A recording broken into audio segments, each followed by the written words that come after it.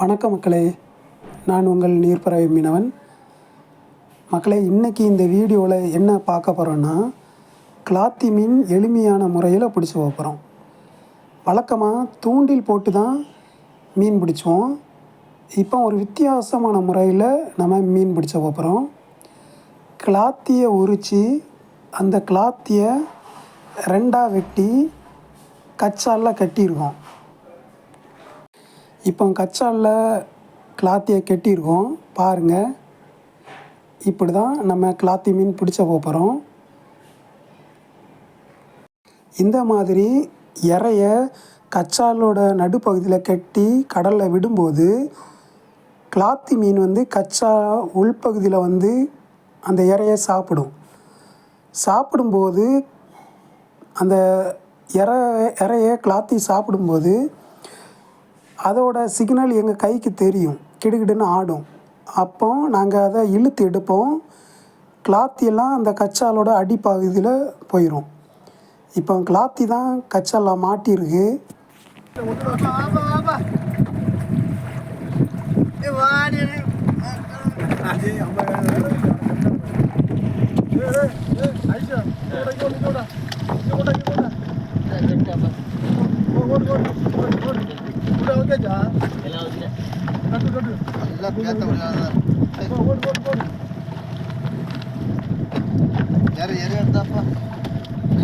நாளைக்கு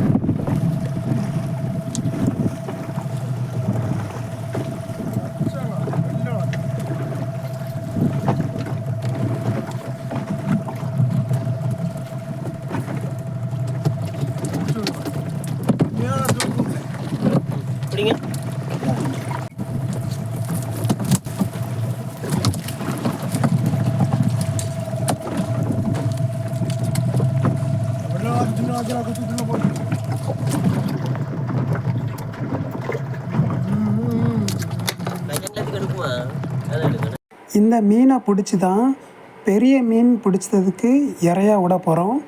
ஸோ அதுக்காக தான் நாங்கள் பிடிச்சிட்ருக்கோம்.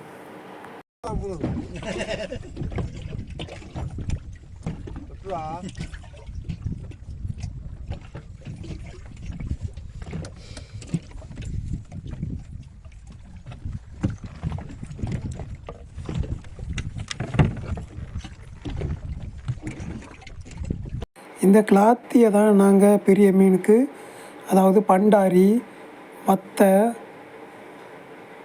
கேரை, அந்த மீனுக்கு இந்த கிளாத்தி மீனை தான் இறைய நாங்கள் விட போகிறோம்.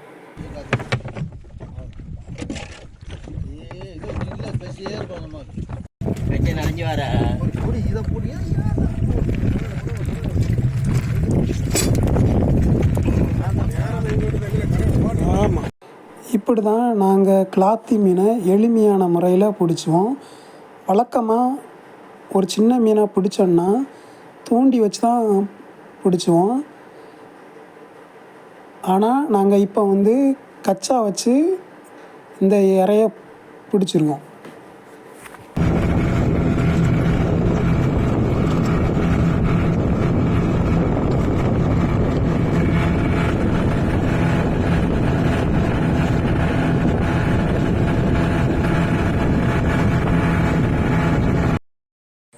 கிளாத்தி மீனில் பல வகையான இனத்தை சேர்ந்த கிளாத்தி மீன் இருக்குது. அதை பற்றி ஒன்று ஒன்றா இந்த வீடியோவில் பார்க்கலாம். இன்றைக்கி நமக்கு அதிகமான கிளாத்தி மீன் கிடச்சிருக்கு. நம்ம முதல்ல பார்க்க போகிற கிளாத்தி கருப்பு கிளாத்தி. இதை நாங்கள் காக்கா கிளாத்தின்னு சொல்லுவோம். இந்த கிளாத்தியை தான் பெரும்பாலும் பெரிய மீன் பிடிக்கிறதுக்கு இறையா விடுவோம். இது சாப்பிட்றதுக்கு நல்லாவே இருக்காது. இந்த கிளாத்தியை பற்றி போன வீடியோவில் நான் உங்களுக்கு போட்டிருக்கேன். இது வந்து கருவாட்டுக்கு ரொம்ப ரொம்ப நல்லா இருக்கும். பெரும்பாலும் இந்த கிளாத்தியை கருவாட்டுக்கு தான் எடுப்பாங்க, இந்த கருப்பு கிளாத்தியை. இப்போ நம்ம அடுத்த கிளாத்தியை பார்க்கலாம். இது வந்து மஞ்சள் கிளாத்தி. இதை வந்து நாங்கள் கச்சாங்கிளாத்தின்னு சொல்லுவோம். இந்த கிளாத்தியை சாப்பிட்றதுக்கும் நல்லாயிருக்கும், கருவாட்டுக்கும் நல்லாயிருக்கும். ஆனால் இந்த கிளாத்தியை வந்து பெரும்பாலும் அதிகமான பேர் சாப்பிட மாட்டாங்க. டேஸ்ட்டில் குறைவு இருக்காது மக்களே. இந்த கிளாத்தியை உரிக்கிறதுக்கு கஷ்டப்பட்டு பெரும்பாலும் சாப்பிட மாட்டாங்க. ஏன்னா இந்த கிளாத்தியோட தொலி வந்து பிளேடு மாதிரி இருக்கும் மக்களே. இதை வெட்டுற விதத்தில் தான் வெட்டணும். இந்த கிளாத்தி மீனை எப்படி உரிக்கணும் அப்படிங்கிறத நம்ம வீடியோவில் போட்டிருக்கேன், அதை பாருங்கள். ஸோ மக்களே, அடுத்த கிளாத்தியை பார்க்க போகிறோம். இந்த கிளாத்தியோட பேர் வந்து கல்லுறிஞ்சான்னு சொல்லுவாங்க. பெரும்பாலும் இந்த கிளாத்தி வந்து பாரில் தான் அதிகமாக இருக்கும். பவளப்பாறைகளை அதிகமாக சாப்பிடக்கூடிய கிளாத்தி இது. கல்லை தான் அதிகமாக சாப்பிடும். பெரும்பாலும் இந்த கிளாத்தி அதிகமாக கிடைக்காது. இது பார் கிளாத்தின்னு சொல்லுவாங்க மக்களே. இந்த கிளாத்தி பவளப்பாறையில் இருக்கிற அந்த கல்லை அதிகமாக சாப்பிட்றதுனால இந்த கிளாத்திக்கு கல்லுறிஞ்சான் அப்படின்னு பேர் உண்டு. இந்த கிளாத்தியை நான் சாப்பிட்டது கிடையாது. சாப்பிட்டவங்க இந்த கிளாத்தி எப்படி இருந்துச்சு அப்படிங்கி கமெண்டில் சொல்லுங்கள்.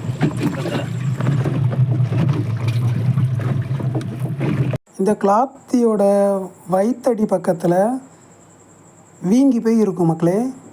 ஏன் இதுக்கு வீங்கி போய் இருக்குன்னா, கடல் மட்டத்துக்குள்ளே இருக்கும்போது, அதாவது கடலுக்குள்ளே இருக்கும்போது இப்படி இருக்காது. இங்கே பாருங்கள், ஊதி போய் இருக்குது. ஏன் இப்படி ஊதி போய் இருக்குன்னா, கடல் மட்டத்துக்கு மேலே வந்த உடனே காற்று வந்து வாய் வழியாக போய் இந்த வயிற்றடி பக்கம் வீங்கிரும். இதை நம்ம இப்போ தூண்டையை வச்சு ஓட்டை போட்டு அந்த காற்றை வெளியேற்றணும். இந்த கிளாத்தியை நம்ம ஓட்டை போடாமல் வெளியே விட்டானா அந்த காற்று வயிற்றில் இருக்கும்போது இதால் கடலுக்குள்ளே போக முடியாது. ஸோ வயிற்று பக்கத்தில் நம்ம ஒரு தூண்டையை வச்சு குத்தி அந்த காற்றை வெளியேற்றி இப்போ நம்ம கடலில் போட போகிறோம். இந்த கிளாத்தி நமக்கு தேவையில்லை.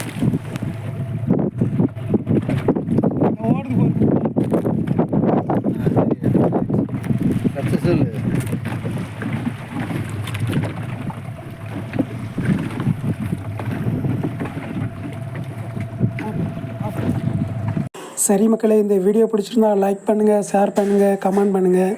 மறக்காமல் நம்ம நீர்ப்பறவை மீனனை சப்ஸ்கிரைப் பண்ணுங்கள். உங்கள் நண்பர்களுக்கும் ஷேர் பண்ணுங்கள். அடுத்த ஒரு சூப்பரான வீடியோவில் நான் உங்களை சந்திக்கிறேன் மக்களே.